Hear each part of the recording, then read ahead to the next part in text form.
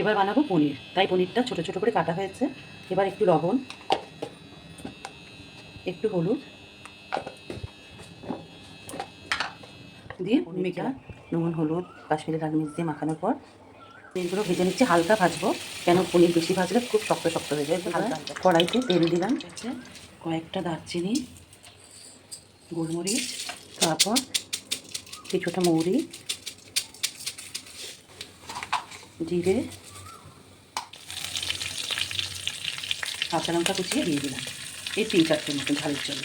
4টে tomato, আদা, কাঁচা লঙ্কা কেটে রেখেছিলাম, সেই পেস্টটা দিয়ে দিলাম। নুন, হলুদ আর কিছুটা কাশ্মীরি লঙ্কা গুঁড়ো, জিরের গুঁড়ো, ধনের গুঁড়ো দিয়ে একটু নাড়াচাড়া করে এই মশলাটা একটু ভাজা ভাজা হয়ে যাবে, তারপরে উপর দিয়ে দই দিয়ে দেবো। এবার মশলাটা ভাজা ভাজা হয়ে গেছে, এবার 4 চামচ দই দিয়ে দিলাম। দই দেওয়ার পরে মশলাটা দইয়ের সাথে মিলে যাবে। একটু ফুটলে পরেই পনিরগুলো দেখুন, যেহেতু নিরামিষ পেঁয়াজ টেঁয়াজ তো দিন, তাই দই দিলাম, আদা কাঁচা লঙ্কা বাটা দিলাম।